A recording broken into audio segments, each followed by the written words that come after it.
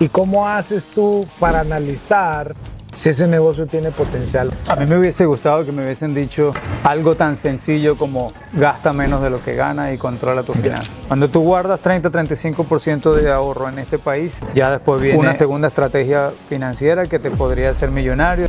Inteligencia emocional aplicado en el mundo empresarial, ¿cómo te ayuda? ¿Cómo te funciona? ¿Cómo le puedes sacar ventaja? Y cuando los ves en 5 o 6 años tienen 70, 80 mil dólares. ¿Dónde en 6, 7 años tú logras reunir esa cantidad de dinero? Día jueves, ¿cómo va tu semana? Jueves 28 de agosto. Bien, con bastantes retos diría yo, después de lo que hemos estado viviendo en DC, con la policía afuera, el ICE, la DEA. La gente tiene incertidumbre, poca gente está saliendo ahorita.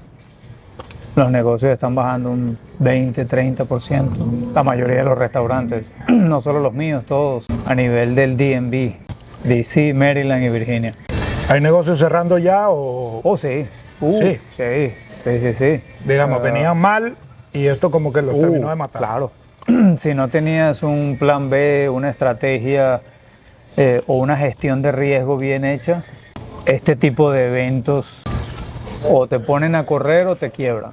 A nosotros, gracias a Dios, con estrategias que veníamos trayendo atrás, nos puso a correr, más no nos cerró, gracias a Dios. Ok, agilizar. Ya teníamos plan B, teníamos inversiones metidas en acciones que resguardan el dinero en situaciones como esta. No teníamos todo el dinero invertido, siempre tenemos un plan de emergencia o una reserva de emergencia. Paramos las compras en vista de que tú no estás viendo tráfico en tus negocios, no necesitas comprar más. Tienes que entender que hay una reserva que tú tienes que gastar, usar y esperar ver qué pasa. Hemos estado también haciéndole support o apoyando a los latinos que tenemos como empleados, que la mayoría, en nuestro caso estamos hablando de casi un 75 o un 80% de nuestros empleados. Al mismo tiempo nos hemos visto en la obligación de ajustar algunos salarios también. Es parte del plan, es muy triste, pero es lo que yo les digo a mi equipo. Cuando nosotros estamos muy bien, teníamos muy buenos salarios, excelentes salarios, y todavía vamos a seguir trabajando en ellos. Pero en estos momentos, en una caída tan fuerte como esta, me atrevo a decir que te agarra un poco más desprevenido que una pandemia y te deja como tomando acciones drásticas que a veces un dueño de negocio no quiere tener. Y nos adaptamos a las leyes, gracias a Dios estamos full adaptados a las leyes. Esto significa que nunca vamos a estar atropellando al equipo, a nuestro equipo, a las personas que trabajan con nosotros, pero sí tuvimos que hacer un ajuste hasta que el negocio retome las ventas que venía tomando el resto del año. Gracias a nuestro equipo que entiende de dónde venimos, cómo lo hemos venido haciendo y confían en que nosotros vamos a recobrar sus sueldos cuando tengamos la oportunidad. Excelente. Bueno, ya los negocios venían bajando, ¿no? Sí. Desde la entrada de Trump. Desde enero, la incertidumbre presidencial, no nada más eso, a eso se le aúna las guerras geopolíticas. Hay mucha incertidumbre en el ámbito económico, geopolítico y americano. Entonces la gente, por más que no entiendan lo que está pasando o que entiendan lo que está pasando, siempre se resguardan un poco. Dejan de salir, dejan de comer en la calle y eso nos ha afectado desde enero. Oye, hablando de ese tema, movimientos geopolíticos, salió un video por ahí del señor Maduro retando a Trump. 3 doritos más tarde salió pidiendo perdón, arrepentido de lo que había dicho. Ese tipo de... Escucha esta estadística o este dato. Se dice que la mayor recompensa que el gobierno de Estados Unidos había ofrecido por alguien, el récord era por Osama Bin Laden y Saddam Hussein. $25 millones por la cabeza de estos hombres. Ese era el récord. Maduro lo viene a romper, no por un porcentaje, sino por el doble. Ofrecen 50 millones de dólares.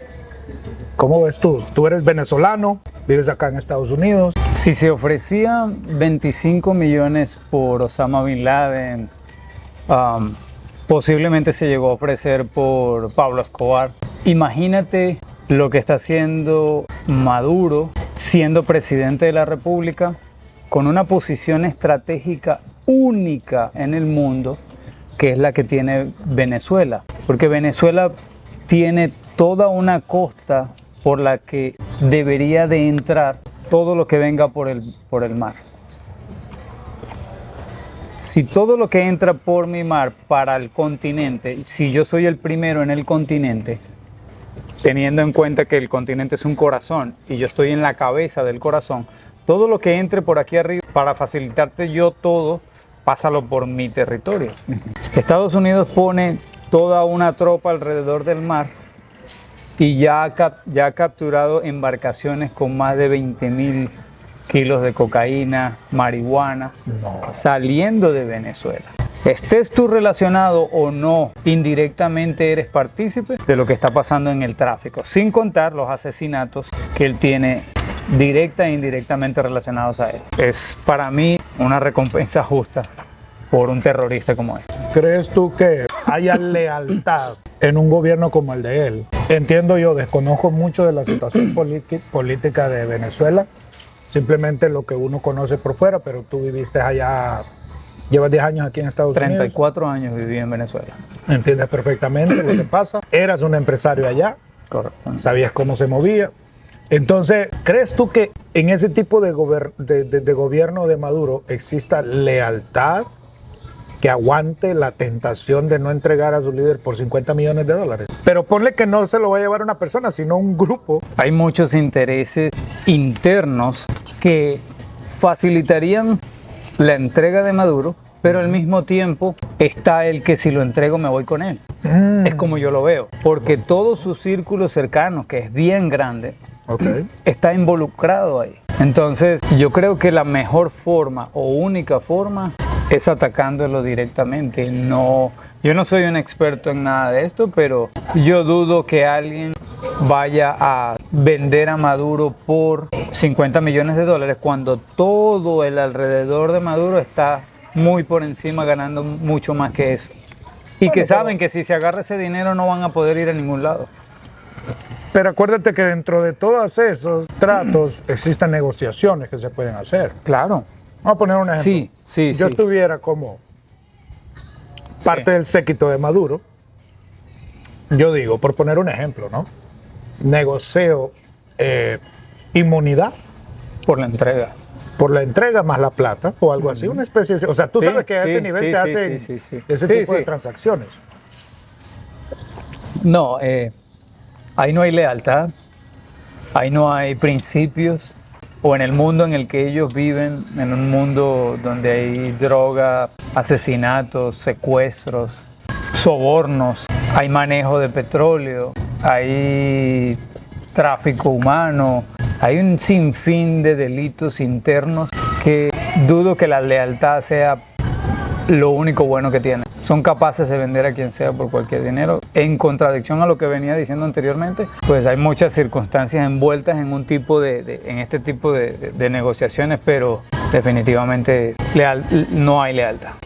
Qué interesante, ¿no? Porque, por ejemplo, ahorita Venezuela está en un punto donde aparentemente vaya a ser impensable. Es impensable que un país como tal pueda darse vuelta, ¿no? Y tener por ejemplo, un futuro o una esperanza, por ejemplo, para ustedes de venezolanos regresar a su tierra, visitar, no necesariamente vivir, pero visitar, invertir, hacer, ¿no? Familia, ver familia. Y sabes que en estos días yo veía un video, por ejemplo, de cómo se manejaban las escuelas en El Salvador antes de Bukele. Hermano, tú no necesariamente necesitabas ser un pandillero para que te mataran. Simple y sencillamente por haber nacido en la colonia o en el barrio equivocado, los de la pandilla contraria venían y te mataban. Y tú no tenías nada que ver. Madres de familias llorando, familiares llorando por jóvenes que no tenían nada que ver. Y es impensable que ahora El Salvador le haya dado un giro de 180 grados Y por allí vi otro video de alguien que decía que El Salvador era relativamente fácil para darle vuelta. Pero yo digo, hermano, que No. se me hace una crítica estúpida, ¿no? Pero bueno, no me quiero meter allá. Pero es posible. ¿Visualizas algo así? Tú dices que es posible porque Bukele lo hizo. Claro. ¿Cuánto le tomó a Bukele? A Bukele le tomó relativamente poco darle vuelta. En cuestión de 2 años, ponle que, pum, llegó a la presidencia en 2 años, ya le había dado vuelta y ahorita... Claro, yo creo que tiene más que eso. Aparte de eso, él estuvo como gobernador también de un estado. Él ¿no? era alcalde de Cuscatlán, que es una de las ciudades principales, y después de San Salvador, la capital. Eventualmente él llegó ya a la presidencia por un partido que le pusieron... Es una película, cuando te analizas la historia de cómo llegó a la presidencia, es una película totalmente. Yo dudo que Venezuela... No dudo. Yo estoy seguro que a Venezuela le tomaría unos 10 años recobrarla. Por lo menos... ¿Cuánta gente hay en Venezuela? ¿Cuál es la población? Creo que estamos hablando de 20 millones de habitantes. 20 millones. 20 millones de habitantes, si no me equivoco. Colombia son como 52, 53, Sí, Estados Unidos son como 350. Sí, no, 20 millones entonces. O sea, México son como 130.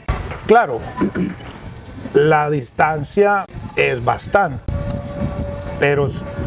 pero la razón por la que yo te digo esto es porque se puede ver un cambio. O sea, hay países que le han dado, Alemania. claro, pero han Japón. pasado, estamos hablando de años Por y eso, años. por Sí. eso. Que el cambio se pueda dar con las personas correctas, se va a dar. Ahora imagínate Venezuela siendo el número 1 Reserva. productor de reserva, perdón, de reserva de Petrolera. petróleo. El número 1. Yo no podía creer cuando escuché Sí. esa estadística por encima de los países árabes.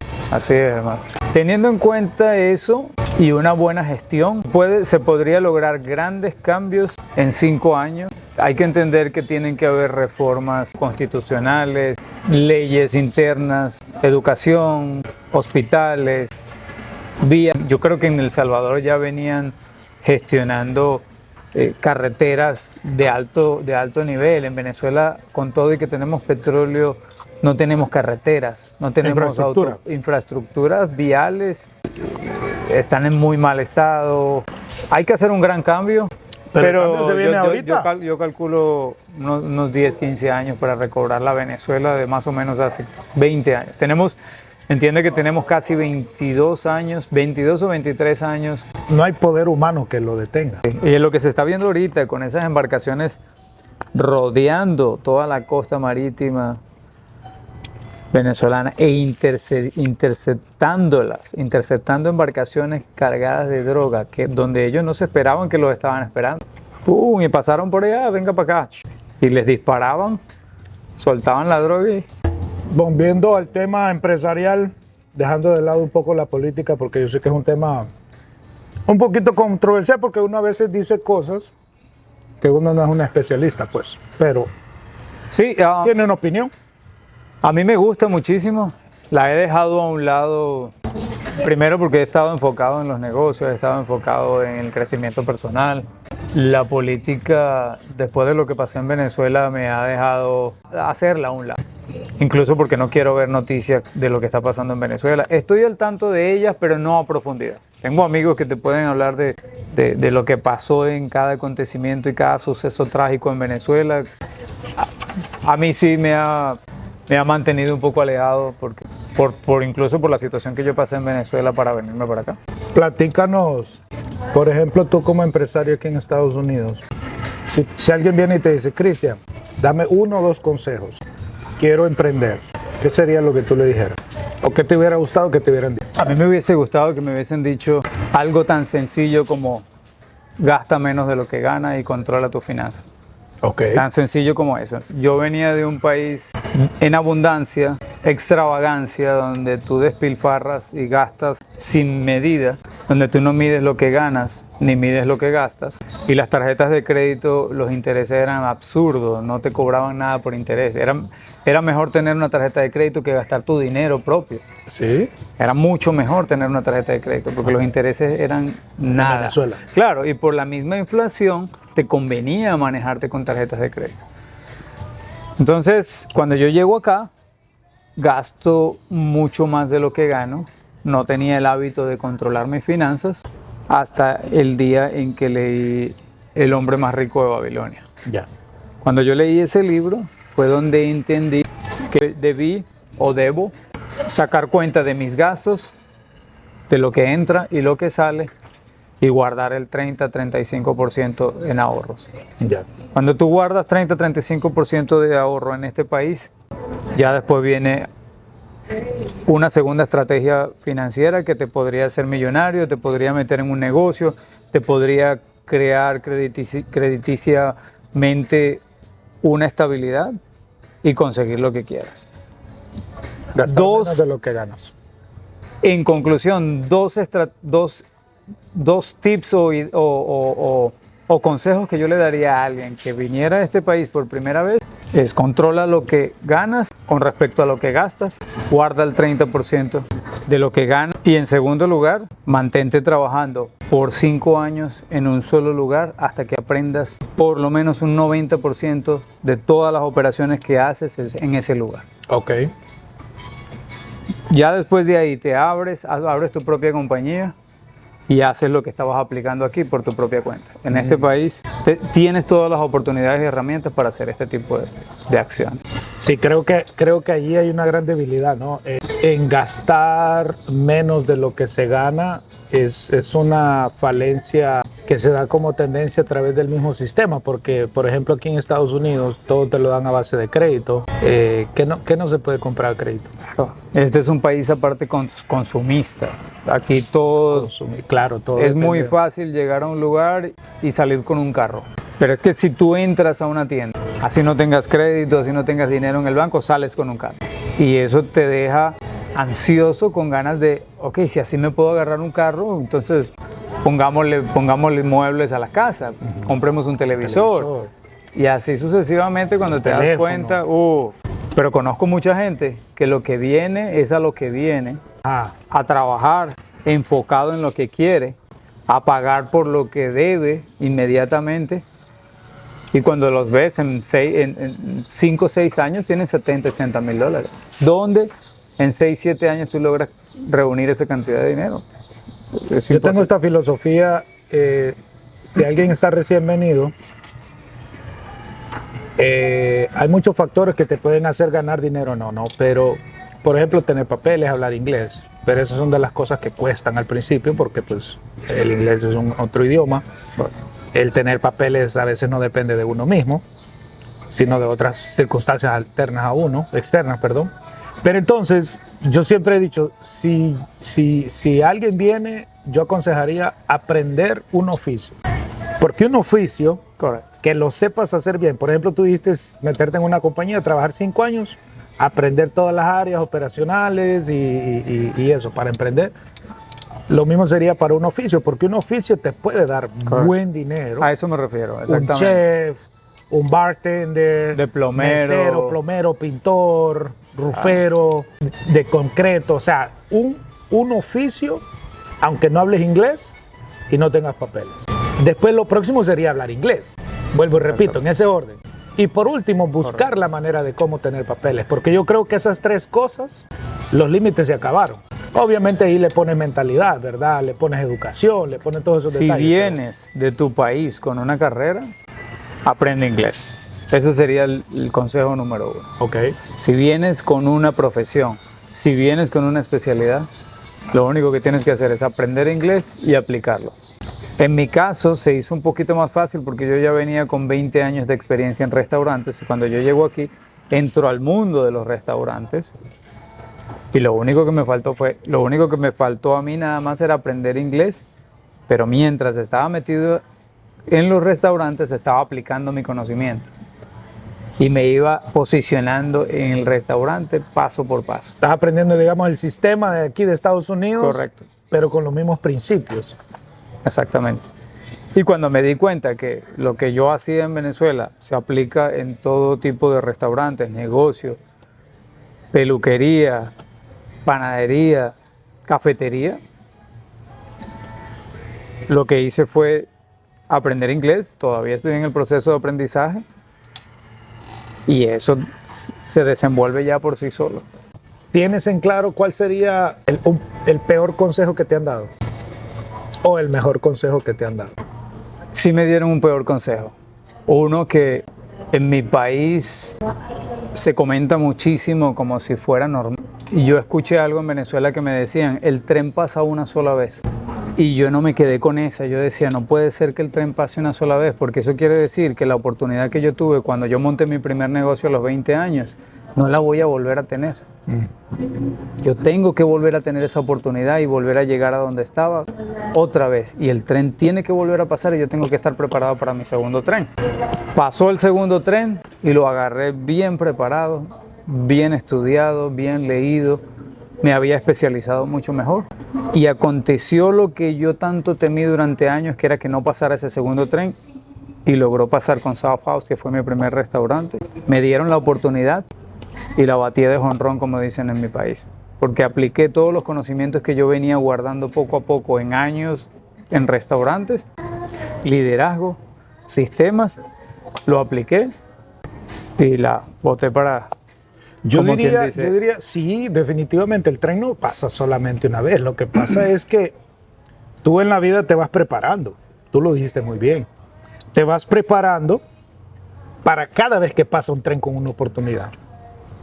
Pero si no estás preparado, ves pasar muchos trenes o muchas oportunidades. Correcto. Y no las sabes reconocer porque no tienes el instinto, no tienes el conocimiento, no tienes la capacidad intuitiva de decir, esta es una buena oportunidad, porque no tienes conocimiento, no te rodeas de buenos líderes, no te rodeas de buen círculo que te pueda decir, métele acá porque eso es. Entonces, las oportunidades se presentan todos los días a todas las personas. Te hago una pregunta en base a ese tema. ¿Cuántas veces tú te has acercado con alguien a ofrecerle una oportunidad buena y esa persona te dice no porque tengo miedo, no por X razón, no por esto, y tú dijiste, esta era una buena oportunidad para esa persona, pero la persona no estaba preparada? ¿Te ha pasado? Sí, muchísimas veces.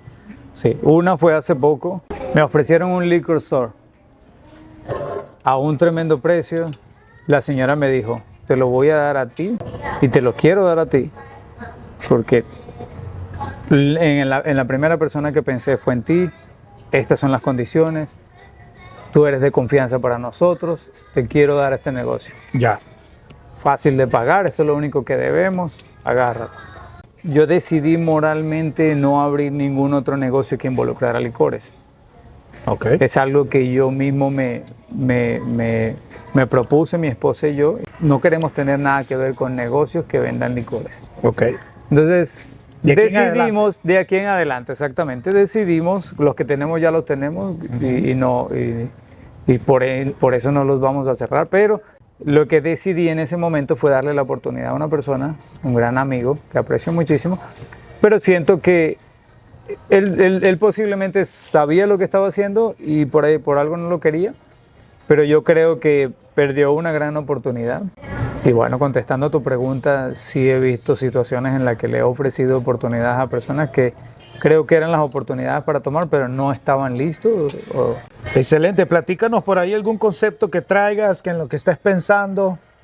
Estaba en el gimnasio y me consigo un amigo que trabaja para Clover.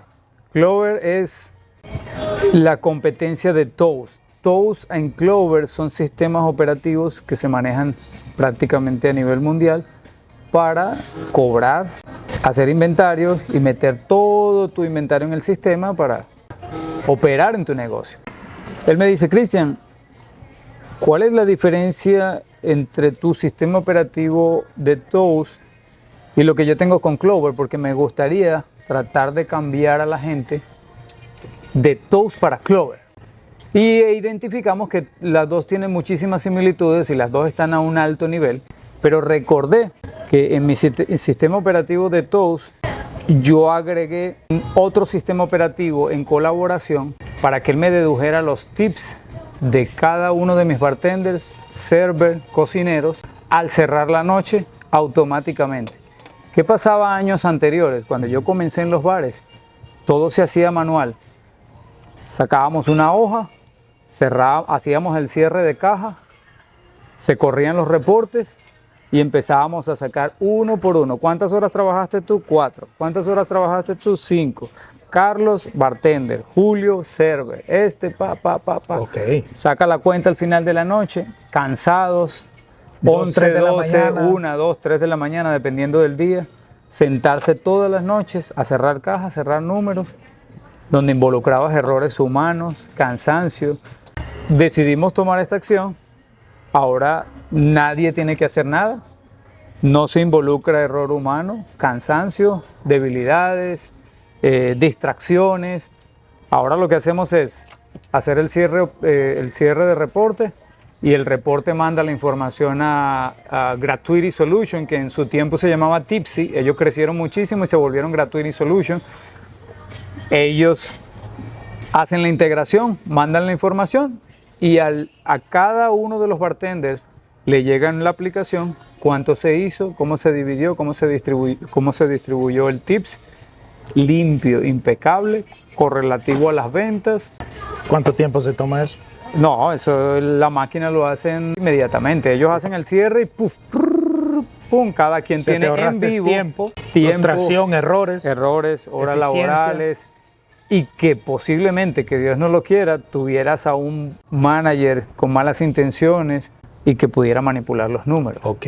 Había la posibilidad de eso, y que ya no lo tienes con estos sistemas operativos. Entonces, ahí es donde le agradezco a toda esta innovación y tecnología, que nos ha ayudado muchísimo a tener un poco paz mental, y que sabemos que todo está guardado en sistemas, y que si se llegase a ver un error, ha sido errores por mal setup o instalar las aplicaciones en el sistema. Que en este caso tú me platicabas que te habías tomado el tiempo. Correcto. Para hacer toda la programación de qué distribución para cada bartender, poner la lista de los bartenders. Eso se toma un par de semanas mientras estás en comunicación con la compañía que se va a alinear al sistema operativo, y ellos te va a hacer preguntas como: ¿cuánto ganan tus bartenders?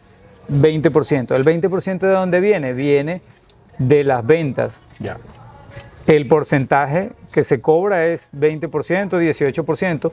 El bartender lo agrega al sistema y al final saca un total, y el total divide, 20% de los tips son para los bartenders. De ese 20% de los tips de los bartenders, tienes que sacar 18%, si no me equivoco, para los barbacks, los servers, y así sucesivamente. Entonces tú estableces lo que tú quieres, y en par de semanas todo está rondando limpio. Ya después no tienes que tener comunicación de ningún tipo con la compañía que distribuye los tips. Todos quedan satisfechos. ¿Sí? ¿Algún otro sistema operativo que tú apliques en tus negocios que te haya facilitado la vida en otra área y que se pueda aplicar también a otros negocios? Sí, habíamos mencionado la de Whisk. Whisk es una compañía que nos facilita muchísimo los inventarios, porque se relacionan, se conectan con la compañía de compras. Uh-huh. El inventario que entra se registra en Whisk. Whisk se conecta con Toast. Toast le envía el inventario a Whisk de lo que se está vendiendo, y Whisk dice: si me entró esto esta semana y me salió esto por acá, este es el inventario que te queda. Revisar los números, y lo que tienes que ir al depósito y revisar que Whisk esté haciendo los números correctamente, comparación, y listo. El inventario da perfectamente todas las semanas, para que tú sepas qué comprar o qué no comprar, o si hay algún desajuste de inventario por alguna razón. Alguien esté sirviendo más, alguien se esté llevando una botella, o hayan botellas rotas que no estén en el inventario, que no se estén contabilizando. Que entiendo, Cristian, te lo hago como un comentario para que lo afirmes o me ayudes a entenderlo mejor, que entiendo que en el inventario es donde en la mayoría de los negocios hay una gran fuga de dinero, porque no hay un control operativo eficiente. Correctamente. Hay muchas cosas involucradas en el inventario.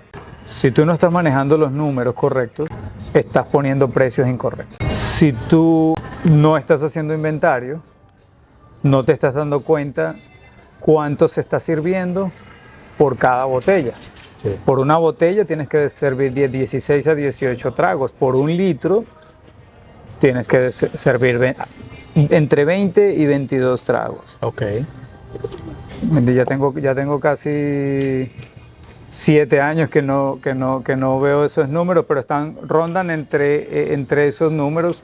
Si hay alguien sirviendo más de lo normal, tienes pérdidas. Va a salir ahí. Correctamente. No sale, pero sí se ven reflejados en los costos altos. Ya. Entonces, cuando tú ves los costos altos, es por alguna razón. Porque no estás sirviendo bien, porque no estás poniendo los precios bien, o porque no estás vendiendo correctamente. Claro, al ver los costos altos, haces una investigación de dónde, de dónde está el problema. Okay. Estás regalando muchos tragos, no los estás metiendo en el sistema. Ok. ¿Qué es lo que está pasando? Ya. Oye, qué interesante, ¿no? Entonces,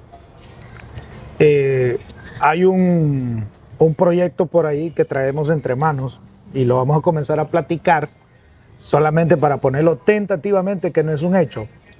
¿Tú estarías dispuesto a darle una especie de asesoría a algún negocio para entrar a poner en práctica estos principios? Un negocio que está perdiendo, un negocio que va de caída, un negocio que quiere elevar sus ventas. Claro que sí, ya lo hemos venido haciendo.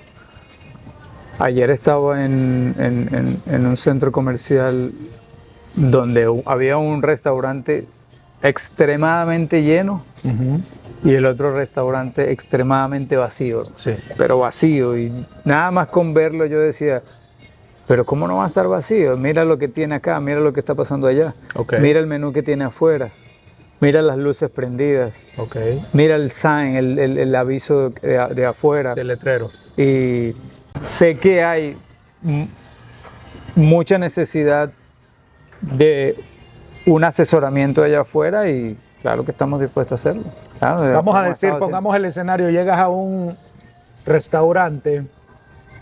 Yo tengo un amigo, por ejemplo, que está empezando su negocio. Está obviamente desesperado por levantar las ventas, pero todo lo que escucho decir es, mira, vamos empezando y no tengo dinero para esto, no tengo dinero para acá, para allá. ¿Qué es lo que tú harías en ese caso?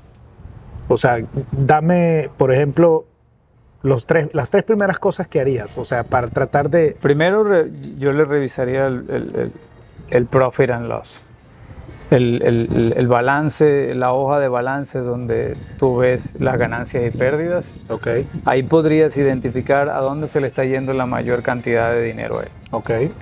En segundo lugar, revisaría su marketing, sus redes sociales, su marketing en general, lo que envuelve el marketing en general, porque no es simplemente no es solamente Instagram. Es Google Business, es Yelp, es cómo te estás viendo en tu página web, qué estás mostrando en tu página web, qué estás haciendo para mostrarte allá afuera.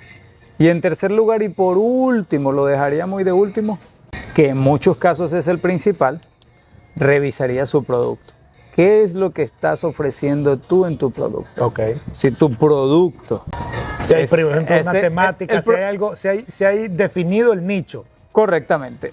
Por lo que tú montas un negocio, normalmente es por el producto que vas a vender. Sí. Yo soy especialista en helados, yo soy especialista en preparar una lasaña increíble. Vamos a montar un restaurante. Ese producto tiene que ser el mejor. Pero no vale de nada que tú tengas el producto si todo lo demás no funciona. Para hacer un recuento, lo primero que harías es revisar ganancias el balance de ganancias y pérdidas. Segundo, marketing. Segundo, el marketing en general. Tercero, el producto. El servicio. Ok. Si alguien desea apuntarse por ahí, que nos mande un mensaje, o si quiere poner a un candidato para un primer proyecto, ¿estamos abiertos, Cristian? Claro que sí, hermano. Siempre lo hemos estado. Y sería bueno, como a esa misma persona se le puede hacer la invitación para venir a tus negocios y vea, obviamente, de primera mano. Sí, excelente. Le damos un tour por cualquiera de ellos. O, si es posible, por los tres, incluyendo la panadería 4. Okay. Y le mostramos las operaciones diarias. En un momento dado me llegaste a mencionar que estabas en negociaciones de comprar ese otro negocio. ¿Lo compraste al fin? ¿Qué pasó con eso? ¿Se estancó? Estamos en procesos de renta del local. Como entenderás, rentar un local no es tan fácil. A pesar de que hay muchos cierres de negocio, el americano, y cosas que yo no entendía a la hora de rentar, es que te piden muchos papeleos financieros para él resguardarse de que tú no vas a abrir el negocio y lo vas a cerrar mañana. No es como en nuestros países, y lo dejo claro acá, porque me gustaría que la gente en Latinoamérica entendiera este tipo de cosas. En nuestros países, en Latinoamérica, tú te metes en un local un mes de depósito y arrancaste. Ok. En este país no, en este país te piden por adelantado 10 años cierre de contrato, por adelantado, revisan tus finanzas, que tú estés dispuesto a pagar 10 años si ese negocio no da, y no te puedes salir del contrato, porque si no hay una penalidad de casi 2 años consecutivos de penalidad si no cumples con el contrato.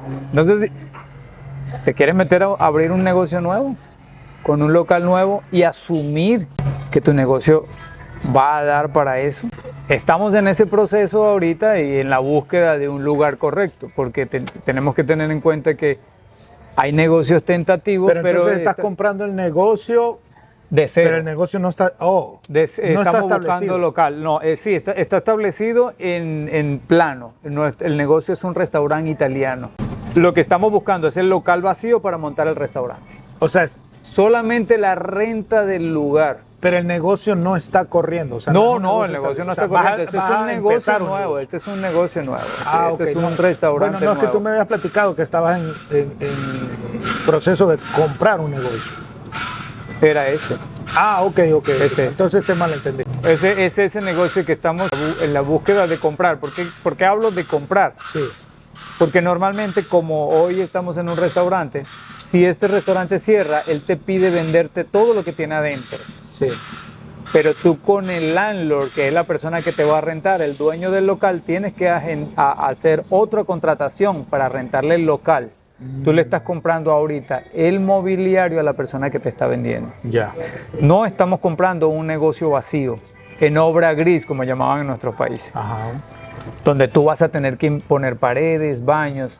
En este caso, vas a buscar un local que haya quebrado, que se alinee y a la forma en la que te gustaría ver tu bar, y le dice, ok, te compro este mobiliario para que te vayas porque no te va bien, pero ahora tienes que agarrar un contrato con el dueño del negocio. Ok. Porque tú compras el negocio con el mobiliario adentro, pero el local es de otra persona. Generalmente. Ok. Generalmente en este país es así. Sí. Entonces, ahí es donde yo me refiero que la negociación con el landlord, el dueño del alquiler, implica unas cosas que ahorita me estoy dando más cuenta a profundidad que en nuestros países era muy fácil montar un negocio, o es muy fácil. Para lo que te piden aquí es... Ok. Es diferente, ¿no? Porque mi próxima pregunta iba a ser cómo haces tú para analizar si un buen negocio o no. En este caso, vas a emprender un nuevo negocio. ¿Y cómo haces tú para analizar si ese negocio tiene potencial o no? Porque tú me platicas a mí la idea, yo puedo decir, bueno, todo suena chévere, pero de ahí para allá, que dé resultado, que se realice la idea como tal. Hay negocios que te venden donde prácticamente te dicen el negocio fue un fracaso total. Ok. De ahí depende la negociación que tú vayas a tener con la persona. Pues si el negocio fue un fracaso, te doy tanto para que me dejes lo que está y te vas, y yo negocio con el negocio, con el dueño del local, por una renta, teniendo en cuenta que fracasó un local en ese negocio. Sí. Ahora, ¿de qué depende el éxito de un negocio? Del tráfico de personas que pasen por ese lugar. ¿Qué autopistas, vías cerca tienes? ¿Cuánto tienes de estacionamiento? ¿Es fácil parquearse? ¿No es fácil parquearse? ¿Qué tienes a tu alrededor? ¿Son restaurantes también? ¿O son un lugar donde hay estética y puras belleza y cosas de belleza para la mujer? Influye muchísimo porque hay momentos en que los negocios se sectorizan. Tú quieres montar un chipotle donde haya un cava. En este país, un cava o un chipotle son dos franquicias muy famosas, muy similares, pero no son de diferentes países. Claro. Entonces, ese tipo de cosas lo tomamos en cuenta a la hora de buscar un negocio. No vamos a una pizzería donde ya hay 3 pizzerías más. Uh-huh. Y si es así, qué tipo de pizzería, si es comida rápida o no, si van a tener los mismos platos que nosotros o no, todo ese tipo de cosas. A veces nos sentamos en un lugar afuera, uno de mis socios, que es Giorgino Greco, él le encanta sentarse afuera y contar uno por uno las personas que van pasando por ahí o que van entrando al local. ¿Cuántas personas entran en este local? 1, 2, 3. ¿Cuántas personas pasan al frente de este local? 1, 2, 3, 4. 500, 700. Yo con esta cantidad de personas, yo nada más con el 10% estoy lleno. Y él hace que esas 10 personas vayan a entrar al negocio. Platiquemos un poquito más de conceptos Ok, vamos a ver. filosóficos de lo que está pasando ahorita. Platicábamos hace ratito de inteligencia emocional. ¿Qué te parece? Por ejemplo, esto de la inteligencia emocional, creo que lo hablamos hace poco también. Yo estuve leyendo un libro, pero llega un momento en que si no lo refresco de tanta información que he estado tomando. Te embotas de información. Eso pasa. ¿Sabes qué es lo que me funciona a mí, por ejemplo? Cuando yo aprendo un nuevo concepto. O sea, yo soy mucho de ir formulando conceptos en base a los temas para ir organizando la información y no embotarme, porque antes me pasaba mucho eso. Por ejemplo, en inteligencia emocional yo tengo mis conceptos. Vamos a ver, si nosotros hablamos ahorita de inteligencia emocional, yo te comparto mi concepto, mi argumento, te los pongo en diferentes escenarios, te escucho y a ver si puedo aprender algo nuevo de lo que tú me estás diciendo para yo mejorar mi concepto, cambiarlo si es necesario, porque si me doy cuenta que estoy cometiendo un error o lo tengo incorrecto, lo cambio, lo modifico o reafirmarlo. Y me gusta escuchar la perspectiva, porque por ejemplo, ¿no? Cuando hablábamos de inteligencia emocional hace ratitos, yo te explicaba, yo tengo 2 varones, tú tienes 2 niñas. Es totalmente diferente el approach, porque yo te decía, mira, muchos de los conceptos que yo aprendo, lo que yo hago es en pro de darles un ejemplo a mis hijos, que son varones. Tú, por otro lado, pues tienes 2 niñas, entonces la perspectiva cambia un poco, aunque tengas tu propio concepto. Entonces, eso es lo que a mí generalmente me gusta aprender cuando platico con alguien. En cuanto al liderazgo empresarial, lo mismo. Aprendo algo nuevo, pum, me gusta compartirlo, el concepto, y así voy aprendiendo diferentes conceptos en cuanto a diferentes áreas. Hablando de la inteligencia emocional, me hiciste acordar un evento que tuve en particular con una persona hace mucho tiempo, en la que yo me di cuenta cuánto tenemos que trabajar la inteligencia emocional, porque la inteligencia emocional es un impulso que te lleva a hacer cosas que tú no, en la que siempre vas a cometer un error. Esta persona me llama y me dice que había dejado el negocio abierto a medianoche y parece que había pasado algo en el negocio, pero en medio de su desespero él no me terminó de contar. O me dejó la nota de voz A medias. a medias. Lo primero que se me ocurrió en la mañana fue votarlo, hablar con él y dejarlo ya. ¿Era un trabajador tuyo? Era un manager de uno de los negocios y por impulso y por no manejar mi inteligencia emocional, si esa persona me hubiese contestado el teléfono, hubiese cometido yo un error muy grave. O sea, tú en ese momento lo llamaste, Claro, para correrlo. Para correrlo, pero no me contestó. Al día siguiente me levanto, espero que él llegue y nos sentamos a hablar. Y gracias a Dios, por obra y gracia del Espíritu Santo, él por alguna razón no me contestó ese día y yo no actué en mala forma, mediante el impulso. Eso fue hace muchísimos años. Y cuando él me narra la historia y suceso de lo que sucedió, él nunca tuvo nada que ver. Él cerró la puerta. Las cámaras muestran cuando él cierra la puerta. Ok. Pero la persona se metió por detrás, por un hueco que vio, encontró un espacio abierto, rompió la malla, se metió y empezó a lanzar cosas por arriba del techo de la casa.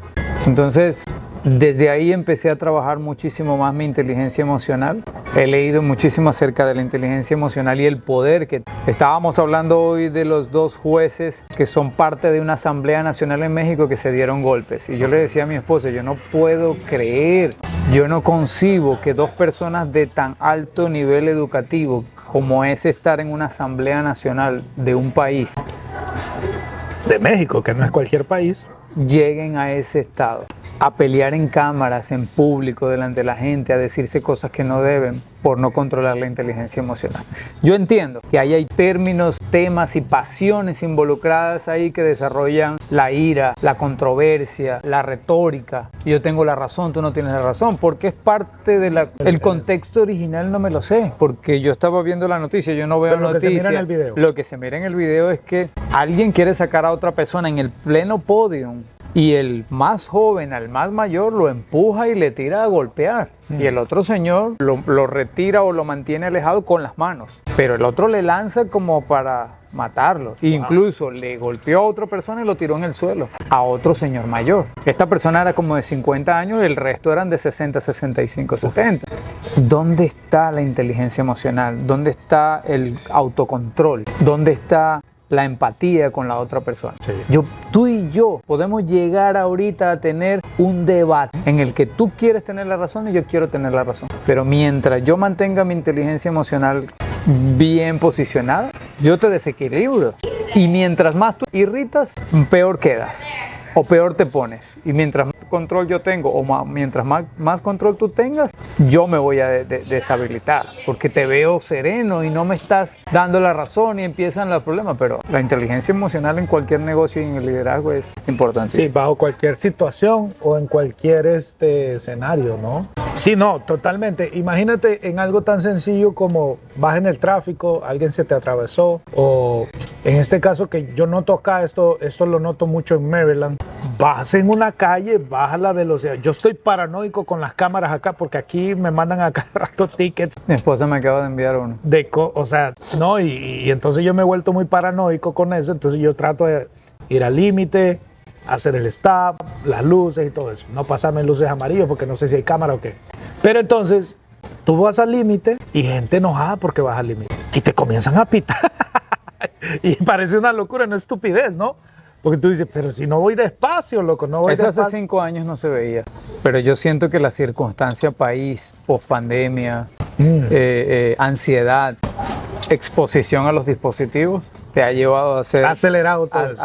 Acelera todo eso. Pero entonces lo que yo decía es, por ejemplo, a mí me ha pasado varias veces, o me pitan, o esto, lo otro, y a mí no me molesta, hermano. O sea, yo voy tranquilo, porque la inteligencia emocional parte, o tiene dos partes. Una es la inteligencia introspectiva y la interpersonal. La introspectiva es lo que yo puedo controlar. O sea, tú haces, dices, provocas, yo no te puedo controlar a ti, pero yo puedo controlarme de cómo reaccionar, analizar lo que estoy haciendo. O sea, si me quieres golpear físicamente, puedo acceder a defenderme o a seguir alimentando eso, o pongo una distancia físicamente o un argumento para no escalarlo. Entonces eso lo controlo yo. O lo que tú digas, vamos a poner un ejemplo que aquí generalmente la gente se ofende muy rápido cuando tú dices, si yo digo algo de los venezolanos o tú dices algo de los salvadoreños o de los colombianos, de los mexicanos, no, la gente se ofende muy rápido por eso. Yo he escuchado gente que hace comentarios acerca de los salvadoreños y digo, no, yo estoy de acuerdo.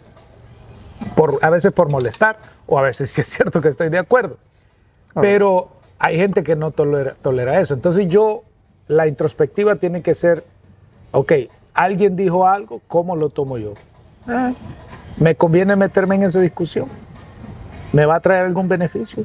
¿O simplemente es pérdida de tiempo y energía con alguien que no vale la pena? Segundo, interpersonal es, te veo enojado, te veo contento, te veo tranquilo, te veo triste, te veo serio. ¿Cómo yo entro en esa frecuencia para saber llegar a ti? Vamos a poner un ejemplo. Yo quiero llegar contigo porque quiero conectar. Si te veo ocupado, espero el momento apropiado para ser prudente. Si te veo enojado, si te veo necesitado porque estás queriendo hacer algo frustrado, llego a ayudarte. O sea, ese es interpersonal. Entonces, cuando tú entiendes eso, vas por la vida apalancándote de saber cuándo hablar, cuándo callar, cuándo moverte, cuándo quedarte quieto. Pero incluso, mira que voy a poner el otro ejemplo. Una vez yo iba en una calle y iba buscando literalmente una dirección. Iba un poco despacio, pero el tipo comenzó a pitarme desesperadamente por atrás. Iba manejando el tipo. Entonces yo bajé la ventana, paré el carro literalmente y me quedé esperando así y viendo el retrovisor.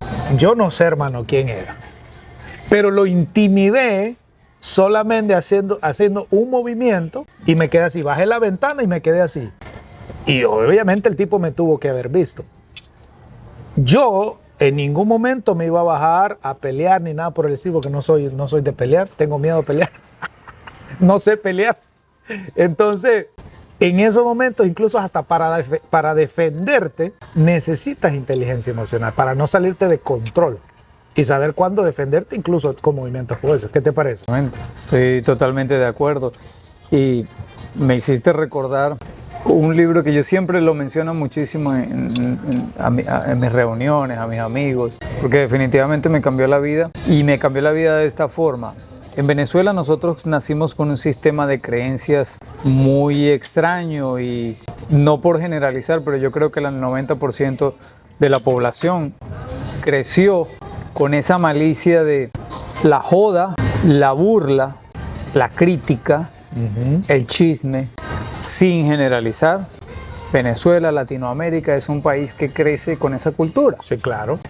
Mis padres vienen con otra cultura también, que va muy aunada a esta y que me choca a mí en mi creencia. Yo voy creciendo, voy escuchando a mi mamá criticando. O voy escuchando a mi mamá decir, me da pena. Es que eso da pena. Es que no hagas eso porque da pena. Mi mamá se molestaba muy rápido cuando se reían de ella o le hacían una burla. O si alguien se reía por alguna intención o porque ella hizo algo, mi mamá se molestaba muchísimo. Y eso yo lo venía trayendo. Lo venía arrastrando. Lo venías heredando. Cuando yo leo los 4 acuerdos que mencionan el no te tomes nada a pecho, a mí me cambió la vida porque yo me tomaba todo a pecho. Si tú me decías, ¿por qué te quedó la camisa tan apretada? Y yo no me iba a imaginar que era porque estaba creciendo muscularmente, porque me estaba viendo bien en el gimnasio. Era porque me estaba diciendo, ¿qué habrá querido decir, Henry? ¿Qué estará diciendo? ¿Qué estará pensando? Y te quedas pensando, y te quedas rabioso, y te quedas te llenas de ira. El segundo acuerdo es, no juzgues. No juzgues a nadie por nada. No tomes la primera impresión como una manera de crítica o eso me dejaba a mí pensando también qué estarán pensando, qué estarán diciendo, qué harán. La tercera es haz todo al 100%. Pero bueno, ese libro y esos 4 acuerdos me llevaron a mí a cambiar y a tomar la vida de otra forma, porque a veces uno se toma mucho a pecho. Es parte de la inteligencia emocional, es parte de controlarte de ti mismo, es parte de entender que nada de lo que tú digas me va a afectar a mí. Nada, no hay nada en la vida que me vaya a afectar. Es algo que yo le inculco muchísimo a mis hijas y es algo que trato de controlar en mis hijas, porque mis hijas sacaron mi irritabilidad también. O sea, una de mis hijas es la más grande, que es con la que yo más trabajo, se molesta por cualquier cosa y tiene la mano suelta. Entonces, hoy estaba trabajando con ella tienes que controlar tu rabia, porque por medio de la rabia vas a cometer errores, vas a hacerle daño a la gente y después te vas a arrepentir. Después me estaba pidiendo disculpas y se las acepté, pero molesto, para que no lo siguiera haciendo ni lo vaya a hacer. Mira que yo, a diferencia de ti, conmigo es con mi hijo menor, con el que tengo que trabajar más la parte de inteligencia emocional, porque él es muy... O sea, se enoja por cualquier cosa, ¿no? Se deja irritar muy rápido. Pero eso, Cristian, inteligencia emocional aplicado en el mundo empresarial, ¿cómo te ayuda? ¿Cómo te funciona? ¿Cómo le puedes sacar ventaja a eso, al mundo de los negocios? En todos los sentidos. Es la parte fundamental del liderazgo. Manejar a personas con serenidad, con certeza de lo que estás diciendo, con emociones controladas, abre muchas puertas y al mismo tiempo estás inspirando a las personas que están contigo y le estás dando ese valor que ellos quieren escuchar con la inteligencia emocional y no dejándote llevar por la ira, por la rabia, por la desesperación. Una de las cosas que yo estaba hoy cargando, hoy estaba haciendo un reel acerca de que incluso puedes tener muchísima inteligencia emocional, pero si estás bebiendo licor y estás haciendo un meeting, y me ha pasado muchísimo, he visto líderes tomando y después de 4 tragos van y hacen un meeting. Ni la inteligencia emocional va a poder con algo como esto. Entonces, estar tomando licor para hacer una negociación o para hacer un meeting donde tus emociones se ven afectadas por el licor, estás jodido. Empiezas a desahogarte donde nadie te quería escuchar. Empiezas a decir cosas que nadie quería escuchar.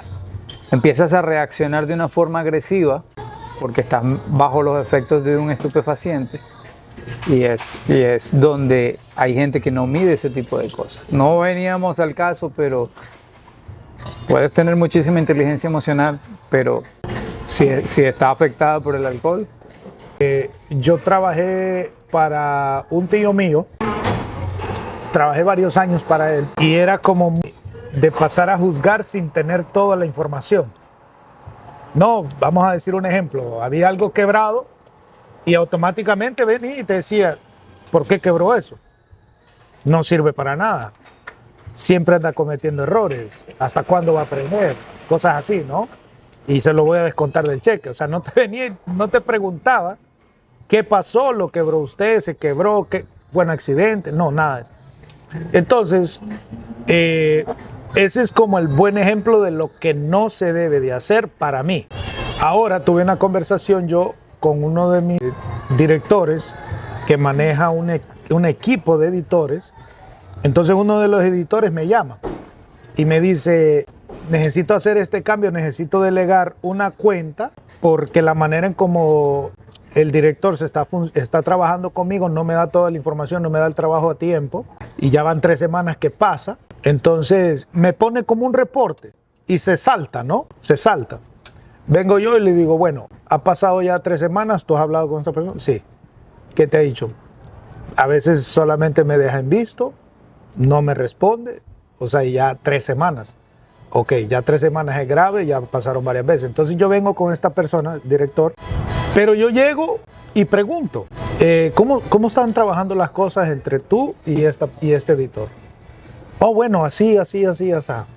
Ok, y cuéntame un poquito más de esto. Así.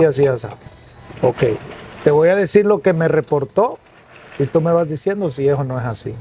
Vengo yo y ya le digo lo que me reportó. Viene el director y me dice, sí, es así. He estado cometiendo este error, esto. A raíz de eso, yo no vengo, independientemente que conozco parte de la información, pero solamente tengo una versión. Y es la manera, por ejemplo, como ahora yo, lo que me estaban diciendo estaba afectando, no necesariamente porque el contenido no se estaba haciendo, sino porque había falta de comunicación. Pero lo que pasa es que este editor es crucial dentro del equipo en general y no nos podemos dar el lujo de perderlo. Cuando vengo a darme cuenta, el director estaba cometiendo un error de falta de comunicación con su subordinado y eso hace que esta persona ya no se sienta con confianza y perdemos credibilidad como organización y corremos el riesgo de perderlo como editor, que no nos podemos dar ese lujo. Entonces ya vengo yo y concientizo yo al director y le digo, mira, esto y esto. Pero ese es por ejemplo, de cómo yo no me dejo llevar de las emociones, sino al contrario, con inteligencia emocional, agarro la información, concientizo a todo el mundo para tratar de liderar. Esa es la manera, por ejemplo, como yo aplico, y esto me pasó ahora en la mañana, como yo aplico inteligencia emocional en el mundo de los negocios. Igual para con clientes, ¿no? Y clave para todo. Pues estuvimos hablando en las prácticas y charlas de venta, cuán importante la inteligencia emocional para atender clientes exceso de tragos y que te toca controlarlo, te toca mantener temperamento para aceptar cualquier crítica o burla o acción que tome la persona que está con exceso de alcohol. Y tú tienes que entender que tienes que manejarlo con inteligencia emocional, controladamente y con temperamento. Oye, qué cuestión ahí, ¿no? Me platicabas de los 4 acuerdos, ¿cuáles son? Correcto, los 4 acuerdos, Henry. No te tomes nada a pecho, no supongas. Suponer era parte de mi vida. Era no asumir. Asumir que a qué le está pensando, o por qué no me invitaron, por qué no me dijeron. Todo ese tipo de cosas mantenían mi cabeza llena de basura. Sé impecable con tus palabras, es el 3er acuerdo. No menciones cosas como no puedo, no quiero, lo odio, te odio. Esas cosas no entran en mi hogar ni en mis negocios. No, es que ese rupto está a punto de quebrarse, porque está a punto de quebrarse, ahora es que le quedan años, no seas tan negativo. Esas palabras tienen poder, la palabra tiene poder. Mucho. Y por último, da el 100% de tus acciones. Entrega todo de ti, siempre, siempre a más del 100%. Eso ha cambiado mi vida en gran parte al inicio, en los años de lectura. Lo recomiendo muchísimo. Excelente, ahí están los 4 acuerdos.